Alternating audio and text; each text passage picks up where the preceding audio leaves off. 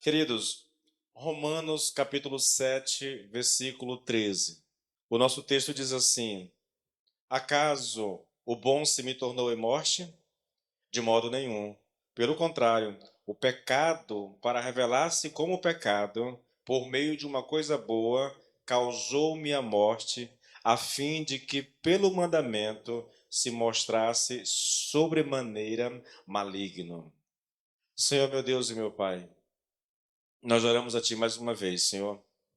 E nós pedimos ao Senhor dessa vez que o Senhor nos ajude agora a entender a tua palavra, Senhor.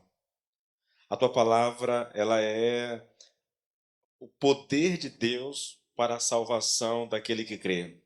Está escrito: conhecereis a verdade e a verdade vos libertará. Também está escrito, Senhor, o meu povo perece porque lhe falta o conhecimento.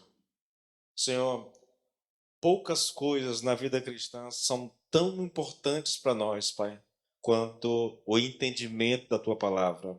E nós oramos exatamente por isso nesse momento, Pai.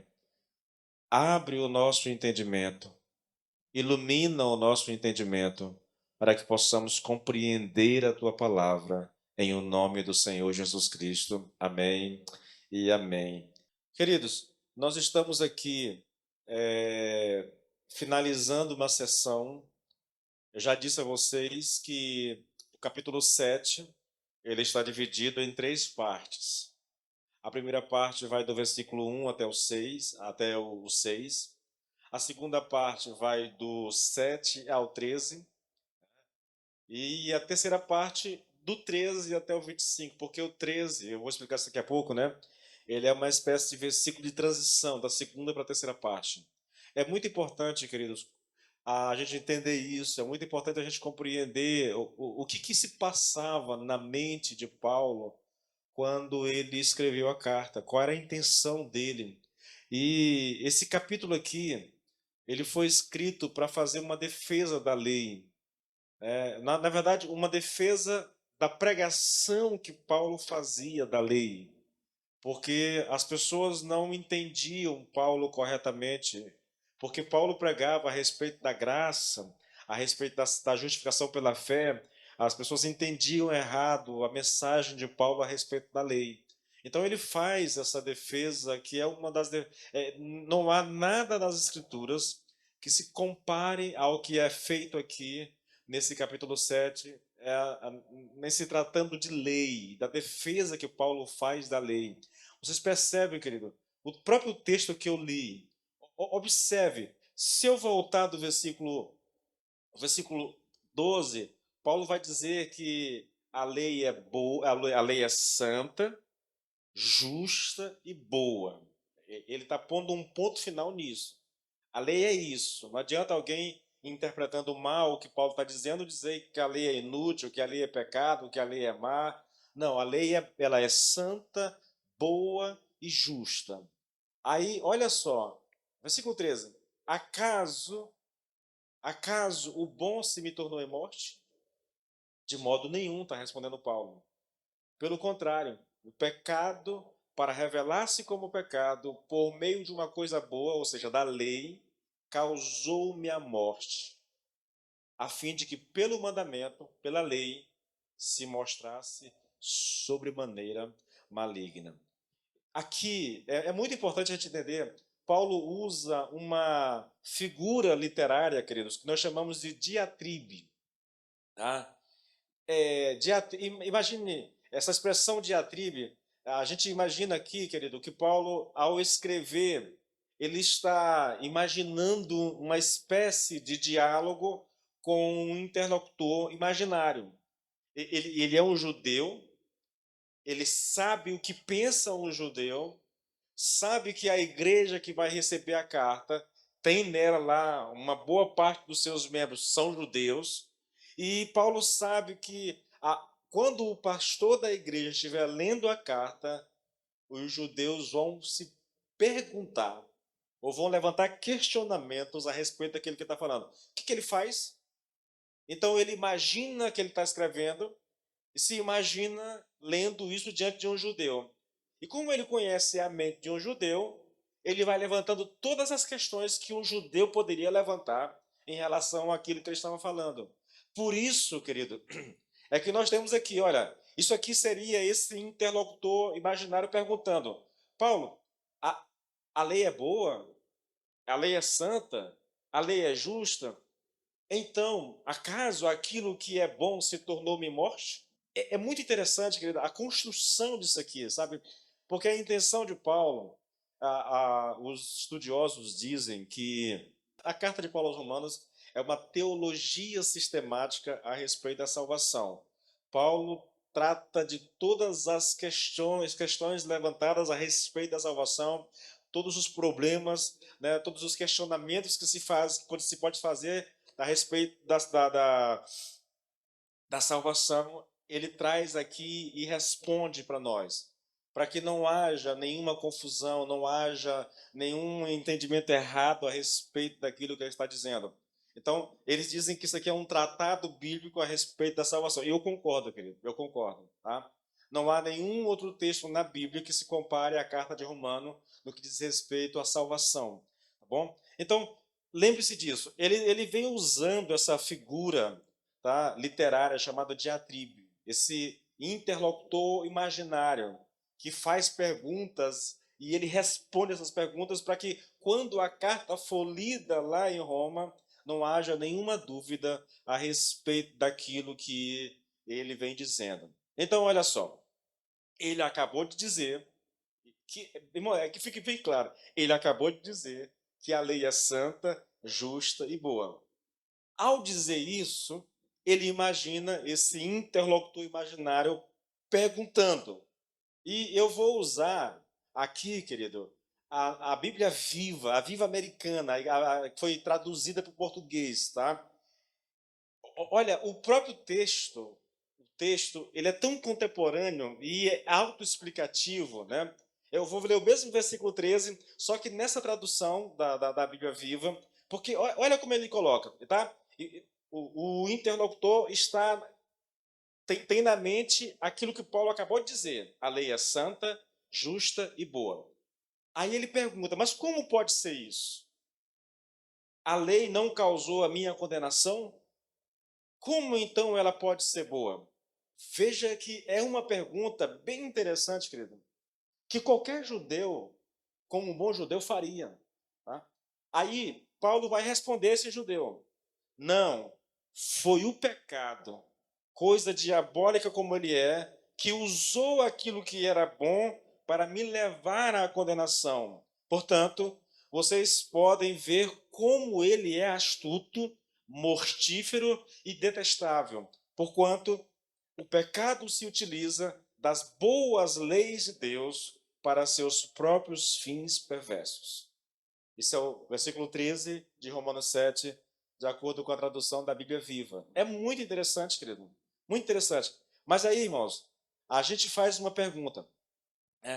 Por que alguém levantaria essa questão depois de uma afirmação tão categórica de que a lei é santa, justa e boa? Como é que se levantaria essa questão? Por que se levantaria essa questão? E a resposta, eu creio, eu poderia citar aqui textos de Romanos 6 até o 5, né? Mas eu vou citar apenas o 7 mesmo, o capítulo 7 de Romanos, como naquilo que Paulo vem escrevendo a respeito da lei, abre-se brecha para que haja questionamento, para que se questione aquilo que Paulo está dizendo. É lógico que o questionamento vem por uma má interpretação daquilo que Paulo está dizendo, tá bom? Então, olha os versículos. Por que alguém perguntaria isso depois de uma afirmação tão categórica lá no versículo 12 de que a lei é santa, justa e boa? Versículo 9 do capítulo 7, irmãos. Houve um tempo em que sem a lei eu vivia. Mas quando o mandamento veio, o mandamento aqui é a lei. Quando o mandamento veio, quando a lei veio, o pecado reviveu e eu morri. E verifiquei, versículo 10, que o mandamento que me havia sido dado para a vida, esse se tornou mandamento para a morte. Porque o pecado, aproveitando a ocasião dada pelo mandamento, me enganou e por meio do mandamento, ou através do mandamento, me matou. Então imagine aqui qual seria a conclusão, querido, de alguém depois de ouvir isso tudo aqui? E a conclusão que o judeu chegou é: a lei é a causa da minha condenação. Ela me matou. Então, como é que pode algo que é bom, algo que é santo, algo que é justo, causar o meu mal, me levar à morte? Por isso a pergunta, entendeu? Tudo aqui, querido, a gente está citando aqui o próprio texto, fazendo pergunta e respondendo com o próprio texto, para tentar dar a você um pouco da percepção e da preocupação que Paulo tinha em ser mal interpretado. E é lógico, né? Como ele está falando aqui, inspirado por Deus, né? Está falando debaixo de uma ação poderosa do Espírito Santo que tá soprando a ele as Escrituras. Isso tem a ver conosco também. Porque hoje, em pleno século XXI, queridos, muitas pessoas não entendem ainda essa questão da lei. Não entendem a questão da salvação. Muitas são as pessoas que pensam que podem ser salvos praticando coisas, obras, entende? Então, olha só, um judeu ouvindo tudo isso diria assim: Paulo, eu concordo totalmente quando você diz que a lei é santa, justa e boa. Entretanto, tudo que você vem dizendo dá a entender que a lei é a causa da minha condenação. Então, como pode aquilo que é bom me fazer tanto mal? É essa situação que nós temos no texto de hoje, é disso que nós vamos tratar hoje, tá bom, querido? Então, olha só, querido. Esse versículo aqui, versículo 13, ele marca o fim de uma sessão, que começou no versículo 7 e vem até o 13. Ao mesmo tempo que inicia uma nova sessão, que vai do 13 até o 25. Olha, nós não temos como não perceber, querido, a ligação lógica do versículo 12 com o 11. Ele está encerrando um pensamento, está concluindo um pensamento. Repetindo, eu sei que isso pode parecer um pouco entediante, mas a repetição é a mãe do aprendizado, querido. Olha só, assim a lei é santa e o mandamento é santo, justo e bom. Ponto. Paulo fechou, bateu o martelo a respeito da lei. A lei é isso. E esse interlocutor imaginário levanta a mão e diz: Paulo, peraí, então aquilo que é bom se tornou morte para mim? Eu não tenho como desvincular o versículo 12 do 13. A pergunta que é feita no 12 é por causa do que foi dito no versículo anterior. Tá? Há uma conexão lógica entre esses dois versículos. Ele está finalizando o pensamento. Aí ele vai responder a essa questão, tá bom? E ao mesmo tempo que ele responde essa questão, ele já liga a resposta com o que vai ser dito a partir do versículo 14, que vai ficar para um outro dia, tá bom, queridos? Bom, assim como eu não posso desvincular o versículo 12, o 13 do 12, não há como desvincular o 13 do 14. Há uma conexão entre esses versículos, tá? Olha só. Outra coisa que é muito claro aqui também, querido, e é por isso que os estudiosos, né, que gostam de detalhes, né, que se preocupam com essas coisinhas que passam despercebido por nós, né? Há algo aqui muito interessante no versículo 13, que é o padrão de argumentação que o Paulo desenvolve na carta. Há um padrão que vai sendo repetido. Por isso que eles dizem que esse versículo 13 é um versículo de transição. Ele está fechando um pensamento e iniciando o outro imediatamente. Eu quero te mostrar um pouco desse padrão, querido. Eu não sei se isso te interessa, eu não sei se isso traz alguma edificação. Para mim, que estudo e que prego, isso é muito importante no texto. Olha o padrão. Eu vou ler o versículo 20 e 21 do capítulo 5. Esses versículos estão concluindo um pensamento de Paulo, tá? Tudo aquilo que ele vem falando ali no capítulo 5, ele vai fechar isso nos versículos 20 e 21. Então, olha o que ele diz. A lei veio para que aumentasse a ofensa, mas onde aumentou o pecado, aumentou muito mais ainda a graça, ou superabundou a graça, né? A fim de que, como o pecado reinou pela morte, assim também a graça reinasse pela justiça, que conduz à vida eterna por meio de Jesus Cristo, nosso Senhor. Paulo disse algumas coisas aqui, querido, que um judeu facilmente levantaria a mão e diz, Paulo, eu quero te perguntar uma coisa. E a primeira pergunta está exatamente no capítulo 6, no primeiro versículo. Olha o padrão. Que diremos então? Continuaremos no pecado para que a graça aumente ainda mais? De modo nenhum é a resposta de Paulo. É a mesma coisa que ele faz aqui em Romanos 7:13. Paulo está fechando uma argumentação, batendo o martelo, e aí alguém levanta e diz, eu preciso fazer uma pergunta, Paulo. Então aquilo que é bom se tornou morte para mim? Aqui no versículo, no final do capítulo 5, Paulo está fechando uma argumentação, mas ao concluir isso, ele sabe que aquilo que ele disse levantará questões. Inclusive, querido, a linha de interpretação que eu venho defendendo diz que os capítulos 6 e 7 é uma resposta ao que Paulo diz aqui nesses dois versículos do capítulo 5. Nós temos aqui uma questão a respeito do pecado e uma questão a respeito da lei. E Paulo trata do pecado, né, daquilo que a gente chama de antinomismo, no capítulo 6, e no 7 ele trata da lei. Mas o padrão é o mesmo, querido. É o mesmo. Olha o mesmo padrão se repetindo. Versículo 14, do 1 até o 13, Paulo desenvolve o pensamento. No 14 ele está fechando esse pensamento. Por quê? Começa por quê? Porque o pecado não terá domínio sobre vocês, pois vocês não estão debaixo da lei e sim da graça. Novamente, o judeu levanta e pergunta, peraí, quer dizer então que nós havemos de pecar porque nós não estamos debaixo da lei e sim da graça? E a resposta é, de modo nenhum. É o mesmo padrão. E assim como no versículo 1 do capítulo 6, ele está começando uma nova sessão, assim como no capítulo 15 do versículo 6, ele está começando uma nova sessão, aqui também, no versículo 13 do capítulo 7, Paulo está começando uma nova sessão. É um padrão que ele vem desenvolvendo na sua argumentação, querido. Irmãos, é muito interessante. E quando a gente passa a estudar a Bíblia, a gente começa a perceber esses detalhes. E esses detalhes, querido, eles são importantes para que a gente compreenda o texto. Quando alguém escreve uma carta, irmãos, para que eu possa entender aquilo que o autor está dizendo, eu preciso saber o que ele tinha em mente. E geralmente o que o autor tem em mente está na carta, entendeu? É aquilo que ele mais vai enfatizar. Você percebe aqui que a questão de Paulo o tempo todo é a lei, a lei, a lei. O capítulo 7 todo está falando da lei, entendeu? Do pecado, a lei, o pecado, a lei, o pecado.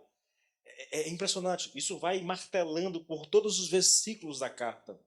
Isso vai vindo à tona o tempo todo. Porque esse é o assunto de Paulo. É isso que ele quer tratar conosco. Veja, querido, é muito fácil perceber a questão que Paulo faz aqui, tá bom? Essa transição que ele faz aqui entre as duas sessões, querido.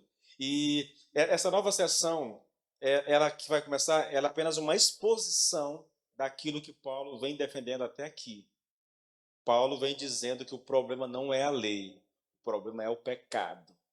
O problema não é que ele está pregando contra a lei, o problema é o pecado que faz uso da lei de Deus. O pecado é uma coisa tão maligna, tão poderosa, que ele se utiliza até mesmo da lei de Deus para alcançar os seus propósitos, entende? Esse é o problema, querido.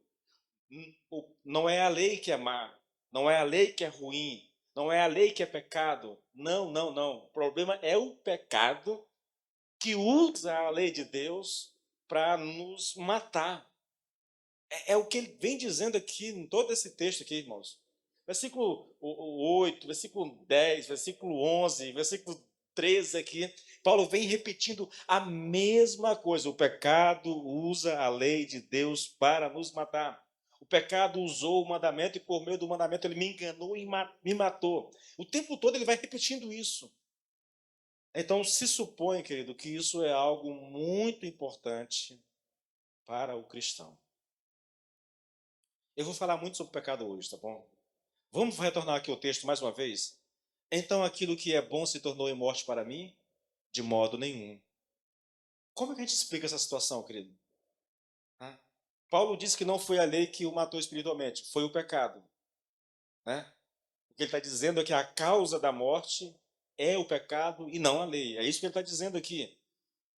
Olha, eu quero que você entenda, querido, que fique bem claro aqui. Paulo aqui, ele está dizendo que Deus, na sua infinita sabedoria, permitiu que o pecado fizesse isso, que o pecado usasse a lei de Deus e nos matasse espiritualmente. Ele já tinha dito isso, no versículo 9, no versículo 11, Paulo diz isso, olha, mas vindo o pecado, reviveu o mandamento, eu morri. No versículo 11, o pecado, tomando ocasião pelo mandamento, me enganou e me matou. Ele está dizendo a mesma coisa. Repito, Paulo vem dizendo sempre as mesmas coisas, com palavras diferentes, às vezes acrescentando detalhes, mas dizendo o tempo todo, o problema não é a lei, o problema é o pecado. O problema não é a lei, o problema é o pecado, tá? Agora, eu queria que vocês entendessem uma coisa. Todos esses versículos que eu li aqui, eles deixam implícito a ideia de que Deus permitiu que o pecado usasse a lei para alcançar os seus fins maléficos. Deus permitiu. A lei é a lei de Deus. A lei reflete o caráter de Deus. Mas, por alguma razão, Deus permitiu que o pecado usasse a sua própria lei para alcançar os seus fins. E é lógico que isso traz uma pergunta de extrema importância para nós. Por que Deus permitiu que isso acontecesse? E eu digo a vocês, querido, que Paulo responde isso nesse texto para nós. A resposta de Paulo, querido, é que isso foi permitido com a finalidade de que o pecado se revelasse pecado, isto é, que o pecado fosse mostrado pelo que ele realmente é. A intenção de Deus, ao permitir que o pecado use a lei de Deus, é que Deus quer expor o pecado, quer mostrar, quer revelar o que o pecado é, na verdade. É o que Paulo diz, irmãos. Então, o que é bom se tornou morte para mim? De modo nenhum. Mas o pecado, para que se mostrasse pecado, para que se revelasse como pecado, operou em mim a morte pelo bem. A grande dificuldade que nós temos, querido, com o pecado é reconhecê-lo pelo que ele é. O pecado é uma coisa enganosa, irmãos, é esperto. É preciso, e Deus sabe disso, é preciso realçar o pecado para que se possa ver que é pecado, para que ele se mostre, para que ele se revele na verdade. E Paulo diz exatamente aqui, querido, que esse é o papel da lei, é revelar o pecado. Lembra lá do versículo 7? Quer dizer que a lei é pecado? Paulo, não, de maneira alguma. A questão é que eu não conheceria a concupiscência se a lei não dissesse não cobiçarás. A função da lei é expor o pecado. Quando Deus diz que, vamos aos 10 mandamentos, que eu não devo, sei lá, que eu não devo furtar, e alguém furta, o ato de furtar é uma exposição do pecado na vida da pessoa. Ela está dominada pelo pecado. E a lei, ela enfatiza, não furtarás. Quando alguém furta, ele está manifestando o pecado no seu coração, está expondo o pecado no seu coração. Eu poderia, sei lá, honra pai e mãe, por exemplo. Quando um filho desonra, quando o filho desobedece, quando o filho envergonha, sei lá, quando um filho desrespeita, querido, se percebe claramente que esse filho está dominado pelo pecado.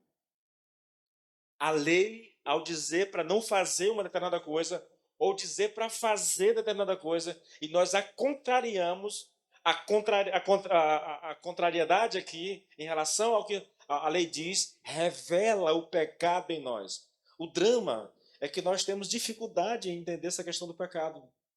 O drama, querido, é que nós temos dificuldade de admitir, na verdade, de reconhecer. Quando nós pecamos como crentes, nós tentamos dar um jeito de burlar isso, pelo menos a nossa consciência, tentando justificar o nosso erro. Mas a tentativa de justificar o erro, querido, é uma exposição do pecado em nós, entendeu? É uma coisa interessante, irmãos. A lei foi dada para mostrar o que é o pecado, na verdade, para revelar o pecado. A segunda resposta de Paulo aqui, querido, do porquê Deus permite isso, né, vem aqui da parte final do texto que nós estamos estudando, que é o versículo 13. A parte C do versículo. Ele diz assim, olha, a fim de que pelo mandamento o pecado se fizesse excessivamente maligno. Olha que coisa interessante, querido. Ou se vocês preferirem aqui, e eu uso mais uma vez a Bíblia viva aqui, portanto, vocês podem ver como o pecado é astuto, mortífero e detestável. A lei revela isso, entendeu? A lei mostra essa malignidade do pecado, entendeu? Essa astúcia do pecado. Bom, o que Paulo aqui está ensinando, querido, é que somente através da lei, escute isso aqui, querido, somente através da lei que o caráter excessivamente maligno do pecado é demonstrado e posto às claras.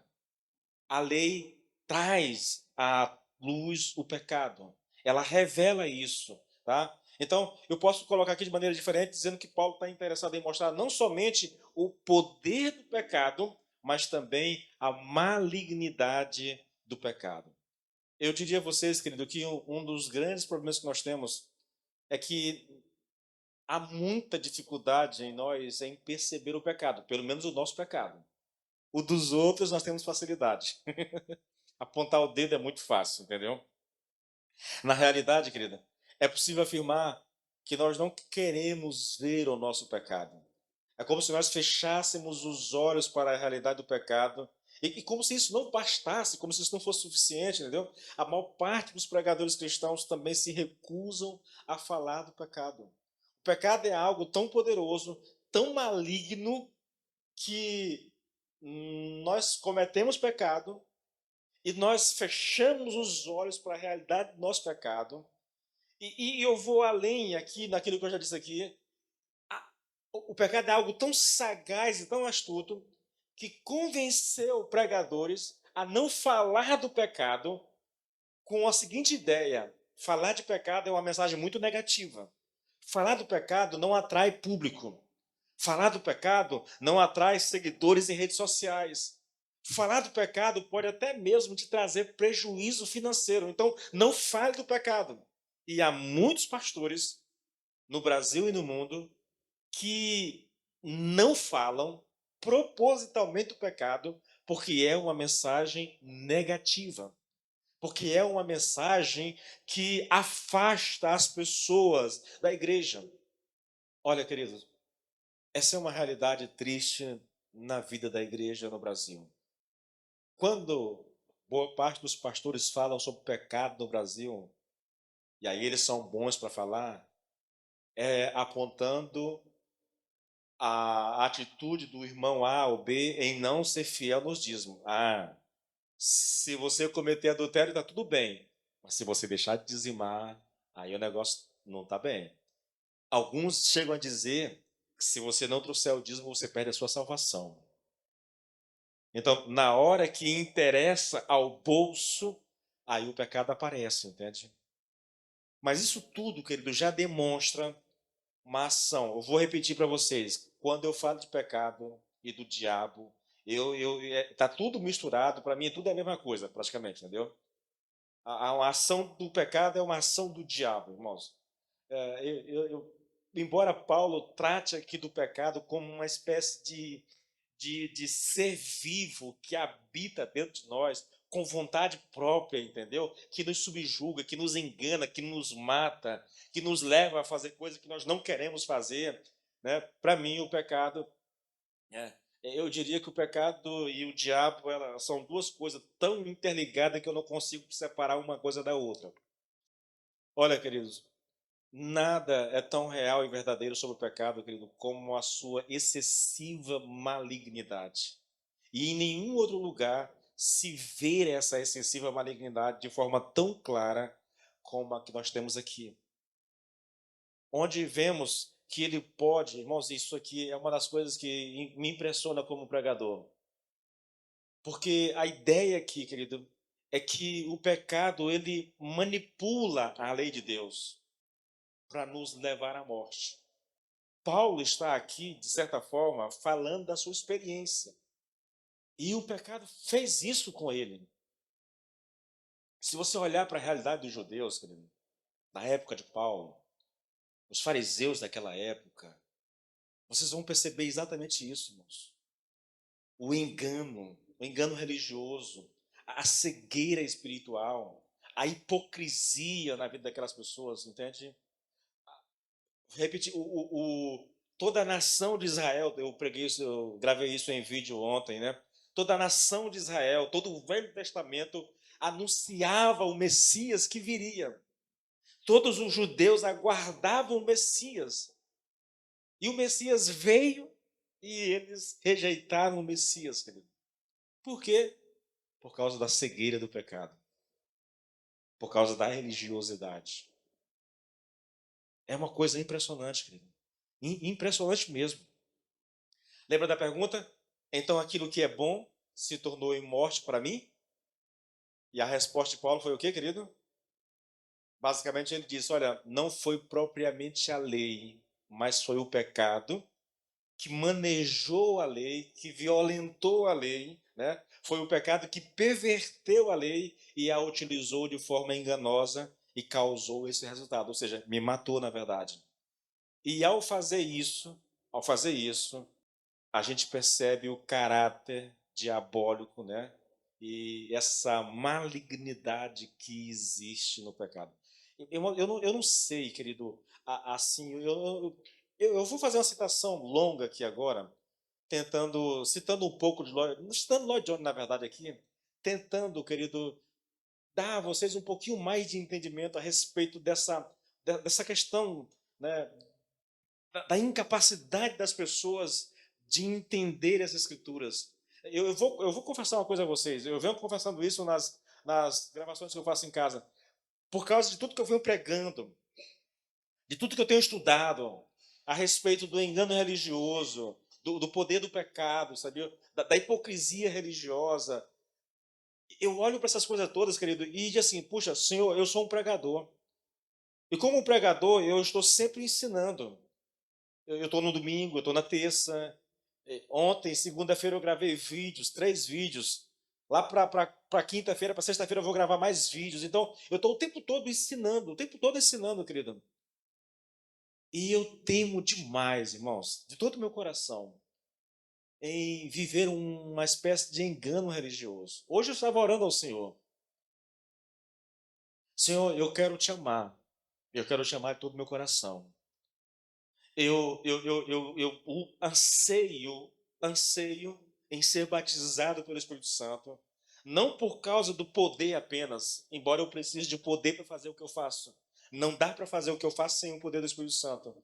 Mas eu não busco o poder pelo poder, entendeu? Para me promover usando o poder do Espírito Santo. Eu busco o poder do Espírito Santo, querido, para viver uma vida mais íntima de Deus. Porque eu sei que um dos antídotos que nós temos contra a hipocrisia, a religiosidade, o engano do pecado, é exatamente essa vida mais próxima de Deus, intimamente, não no templo, entendeu? Não nas celas, mas a sós com Deus em casa, lendo as Escrituras, orando ao Senhor, abrindo sinceramente, verdadeiramente o coração para Deus, falando dos nossos temores, entendeu? Se há temores. Ah, irmãos, a gente precisa ser honesto com Deus. Para não cair nesse engano, querido, como a gente vê retratado nas Escrituras. Nesse engano que a gente vê retratado, querido, na igreja hoje brasileira. É assustador, irmãos. É simplesmente assustador olhar para essa realidade. Eu não estou querendo ser alarmista, a intenção não é essa, mas a intenção, querido, é tentar fazer com que a gente abra os olhos para que a gente perceba o que é que caracteriza uma vida cristã, irmãos. O que é que me faz cristão de verdade? Como é que eu sei que uma pessoa que caminha para a igreja é verdadeiramente cristão? Algumas coisas se sobressaem de maneira assim estrondosa. A primeira coisa que se sobressai, querido, é o amor pela palavra. É a disposição de estudar, de conhecer, de aprender, é o gostar de ouvir a exposição da palavra de Deus. A segunda coisa, querido, é o congregar. É o ter prazer na unidade, é o ter prazer na comunhão com os irmãos, não só no templo, entendeu? Mas de estar na presença dos irmãos, de estar junto. A outra coisa, querido, é uma vida de oração. Eu sei, a gente pode ter lutas com isso, mas eu sei que eu preciso orar. Há uma consciência em mim. Quando eu não faço, essa consciência me acusa. Eu não estou falando aqui de remorso, nada não. É só aquela consciência, meu Deus, eu preciso disso. Minha alma necessita desesperadamente de comunhão com o Senhor. E não é possível que eu passe o dia todinho assistindo televisão, vendo série, olhando rede social, conversando com os amigos, jogando tempo fora, e eu não sinta falta da presença do Senhor, eu não sinta falta de um momento com Deus, querido. Então, existem coisas que são, se elas não têm, se nós não a temos no nosso coração, se eu não amo a palavra de Deus, se eu não tenho prazer na comunhão, se eu não tenho prazer na oração, se eu não tenho vida de oração, então, querido, eu preciso, irmãos, eu preciso urgentemente, querido, voltar para a realidade das Escrituras Sagradas. É provável que eu fui enganado pelo pecado. É provável que eu fui seduzido pelo diabo. E estou vivendo uma religiosidade. Olha a citação, querido. O segredo para se fazer a exposição de Romanos capítulo 7 é evitar perder-se em detalhes. Deixa eu fazer uma pausa. Semana que vem eu vou finalizar essa sessão fazendo uma pergunta e respondendo. De quem Paulo está falando aqui nesse capítulo, nessa sessão que nós estudamos? Quem é a pessoa? A pessoa é Paulo. Mas em que época da vida de Paulo isso aconteceu com ele? Irmão, eu vou gastar toda a pregação da semana que vem para responder essa questão.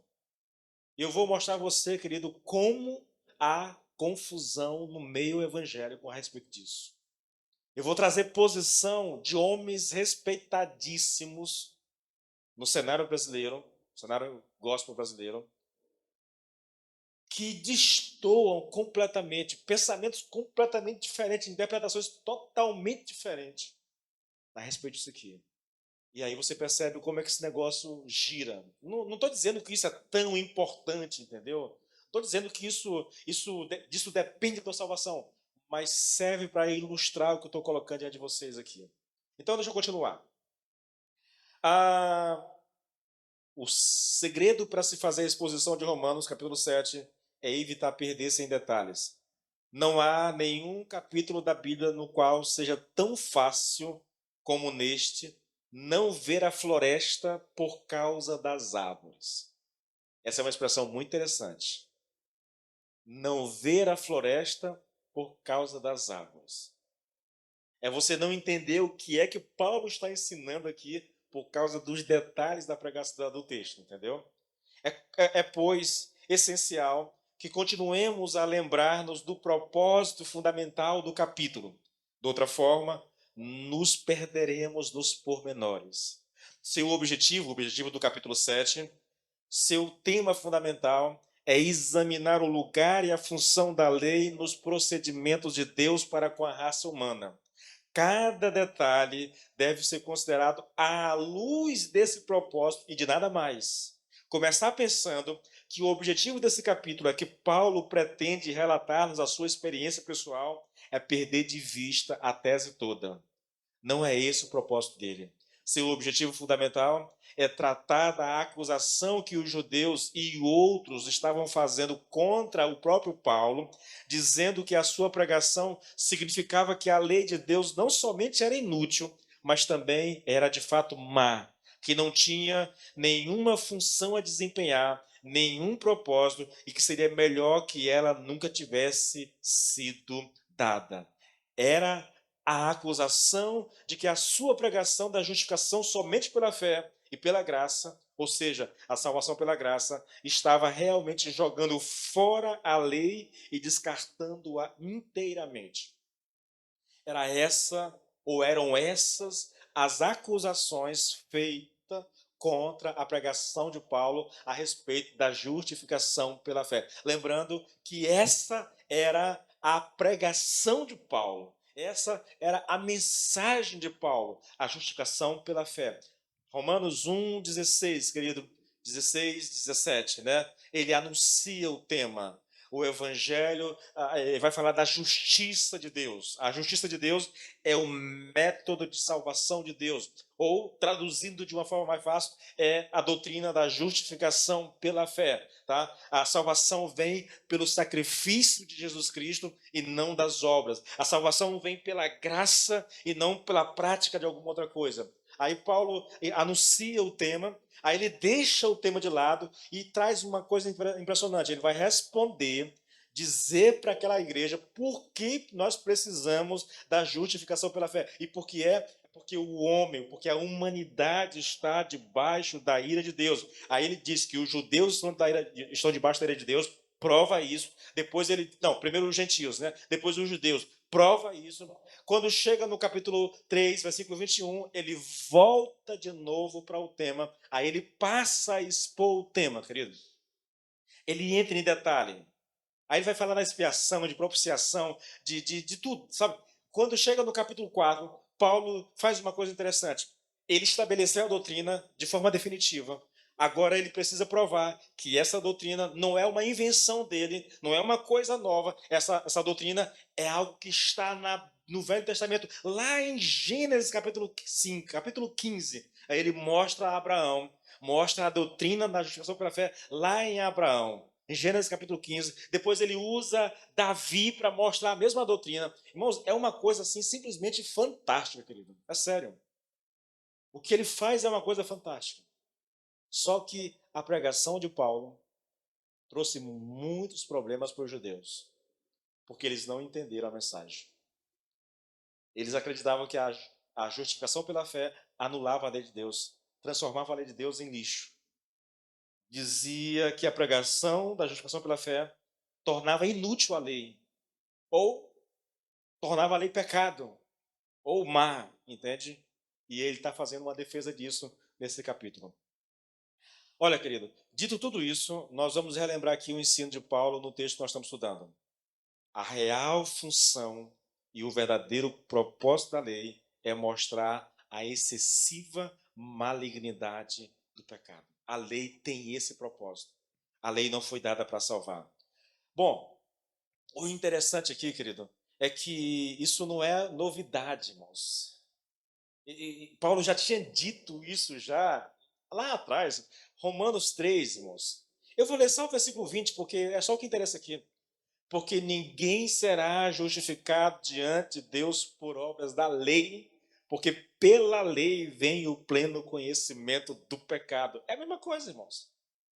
Pela lei vem o pleno conhecimento do pecado. A lei revela o pecado. Entende? É a lei que nos dá entendimento do pecado, irmãos. Nunca foi o propósito da lei justificar o pecador. No texto que nós estamos estudando, querido, ele está repetindo essa mesma verdade. Entretanto, ele está fazendo aqui alguns acréscimos. Agora ele está falando ele acrescentou aqui a malignidade do pecado, entendeu? Lá no texto que nós lemos aqui, em Romanos 3:20, ele falou apenas que a lei revela o pecado. Aqui ele está falando da malignidade, do poder do pecado. Tá? Então, olha só, irmãos. Quando você olha para o texto dessa forma, querido, quando você percebe o texto dessa forma, fica mais claro. Pelo menos para mim que estou pregando, fica muito mais claro. Você quer ver outra coisa? Gálatas 3:19. Olha só. Estou aqui numa tradução bem contemporânea, tá? Então, qual é o propósito da lei? Olha a pergunta, irmãos. Para que serve a lei, na verdade? E a resposta é: ela foi acrescentada depois que a promessa foi dada, a fim de mostrar aos homens quanto eles são culpados em quebrar as leis de Deus.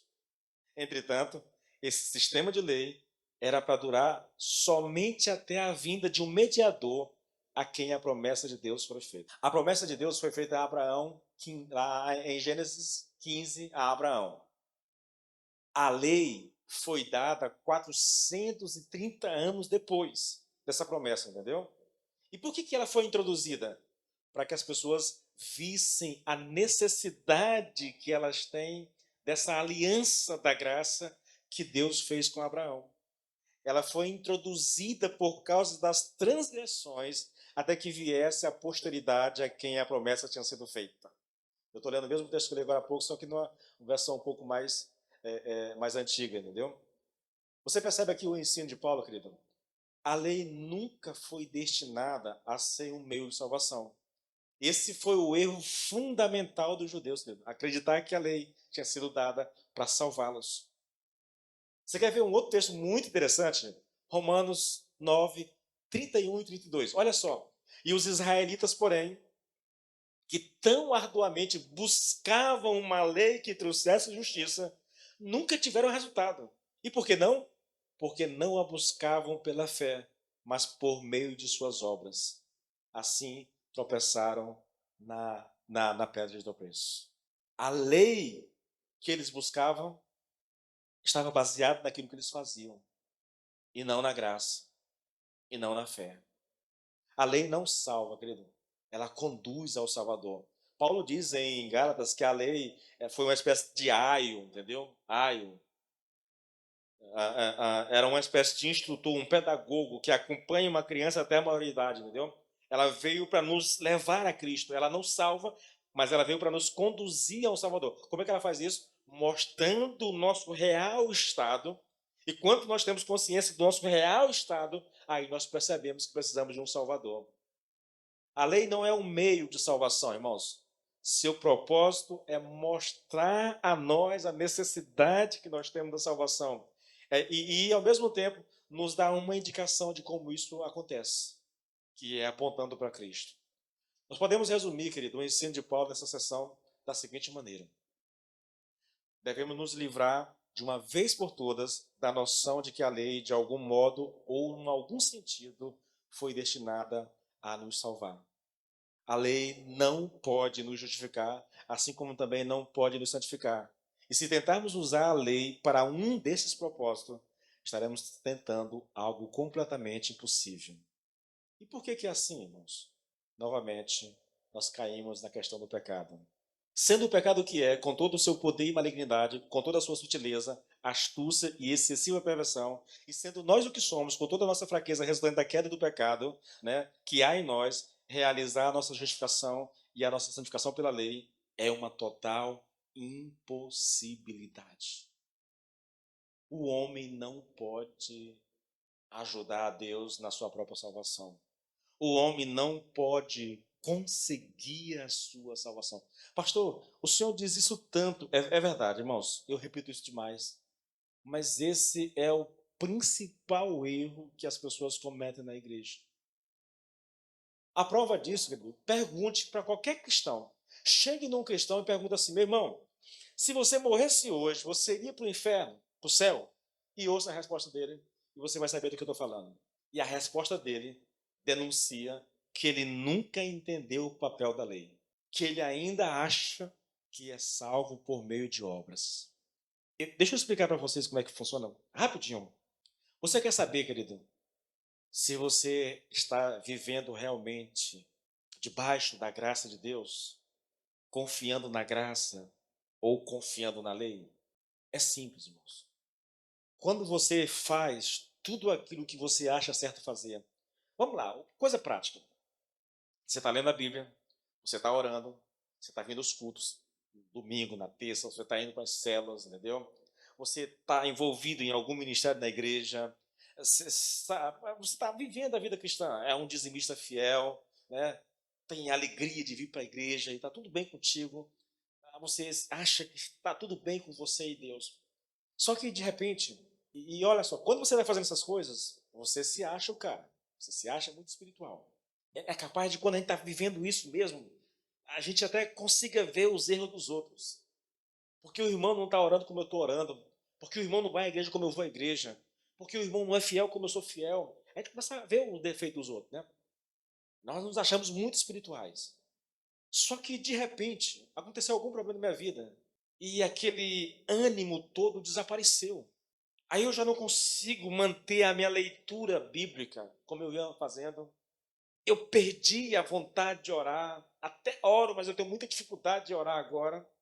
Quando chega dia de culto, eu fico tentando achar uma desculpa para não ir, perder um pouco a graça e os cultos, entende? E quando você está nessa situação, querido, e se alguém chegar para você nessa situação, é provável que você diga assim: pastor, se eu morrer hoje, talvez eu não vá para o céu. Se você estiver nessa situação, é provável que você pensa: Deus não está muito contente comigo porque eu estou vacilando demais.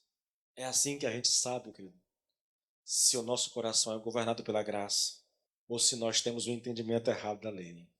Para mim é muito prático, irmãos, ao mesmo tempo que é muito difícil, porque nós temos nós defendemos uma coisa, somos salvos pela graça, esse é o nosso discurso, mas na prática nós não conseguimos manter o mesmo discurso.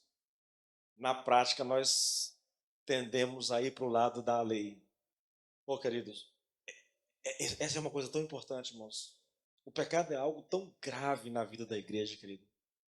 Nos engana de uma forma tão sagaz, tão astuta, querido.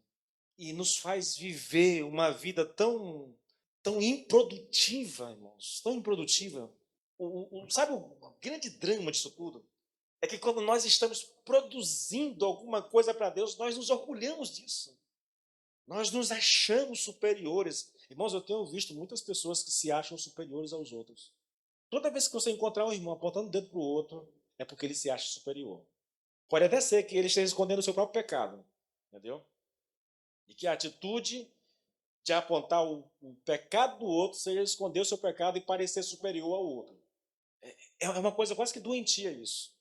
Quanto mais eu tenho consciência de quem eu sou, irmãos, das minhas fraquezas, mais humilde eu sou, entendeu? E se essa humildade é uma humildade verdadeira, é uma humildade que brota do conhecimento que eu tenho da palavra de Deus, da minha relação com Deus, não importa quão produtivo eu seja, não importa se eu esteja fazendo a obra, eu não vou perdê-la, querido. Eu não vou perdê-la. O drama é que nós somos enganados facilmente pelo pecado. O drama é que nós não temos consciência plena do poder do pecado na nossa vida ainda. Eu deixo com vocês, querido, essa palavra. Não estou aqui, irmãos, aqui, repito, a intenção não é apontar dedo, irmãos. A intenção é expor a palavra de Deus como ela é. A intenção é dar a você um conhecimento das Escrituras. Tudo que Paulo escreveu aqui, querido, ele escreveu para a igreja. É uma carta que ele está escrevendo para uma igreja. Paulo não está preocupado em apontar o dedo para aquela igreja, em apontar os pecados daqueles irmãos. Ele está preocupado com o crescimento da igreja. Porque o que realmente nós, pelo menos o que eu desejo, irmãos, é que compreendendo essas coisas a gente cresça, a gente se desenvolva, entendeu? A gente passa a viver um cristianismo mais autêntico, mais leve, na verdade, entendeu? Se eu entendo, querido, que eu não tenho que obedecer à lei para ser salvo, eu não tenho que obedecer à lei para viver uma vida de santidade, não é por aí, o caminho não é esse, o caminho é a graça, o caminho é o amor de Deus, entendeu? O caminho é compreender o que Cristo fez na cruz por mim. Foi o que ele alcançou, o que ele conquistou por mim naquela cruz. É isso que me dá acesso a Deus. É pelo sangue de Jesus que nós entramos no Santo dos Santos, irmãos. Não é por causa da minha obediência à lei de Deus, não é por causa da minha santidade, não. É por causa do que Cristo alcançou na cruz que eu posso entrar no Santo dos Santos, irmãos. Que eu posso desfrutar de intimidade com Deus. Se houver consciência de pecado, querido, nós confessamos isso. Uma vez confessado o pecado, eu tenho liberdade plena para entrar diante do Santo dos Santos, de me apresentar diante de Deus. Entende?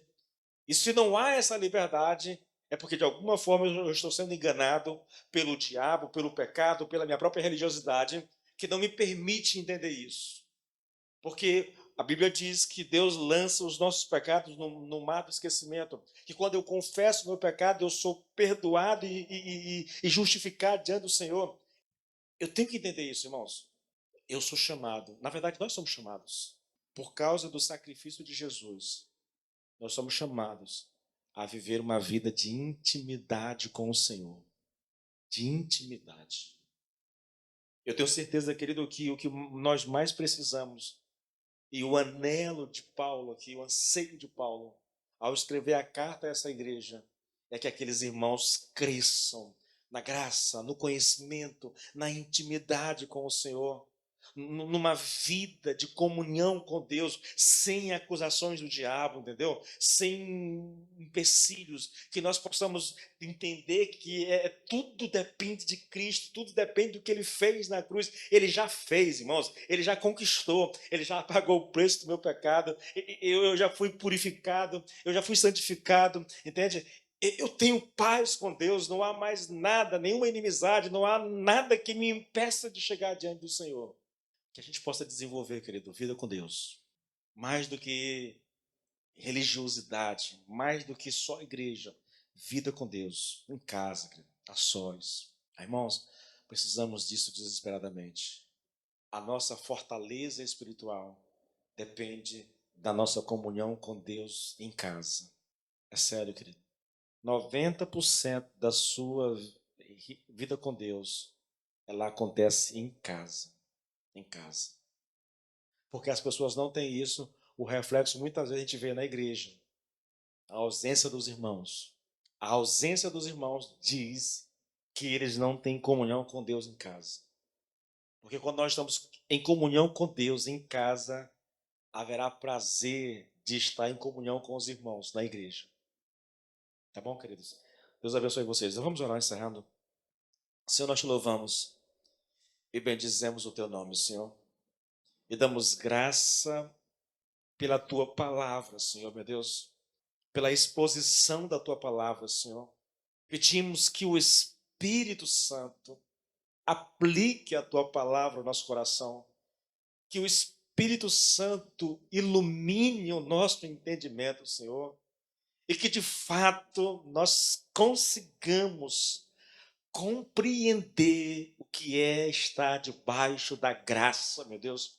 O que é viver pela graça de Deus. Senhor amado, nós somos filhos. E não somos filhos porque somos boas pessoas. E não somos filhos porque cumprimos alguns deveres religiosos. Somos filhos por causa do sacrifício de Jesus Cristo na cruz do Calvário, Senhor. É por causa dele que nós podemos clamar: Abba, Pai. Meu Deus amado, meu Deus, nos ajude a viver essa intimidade, essa comunhão com o Senhor, em o nome do Senhor Jesus Cristo. Amém e amém.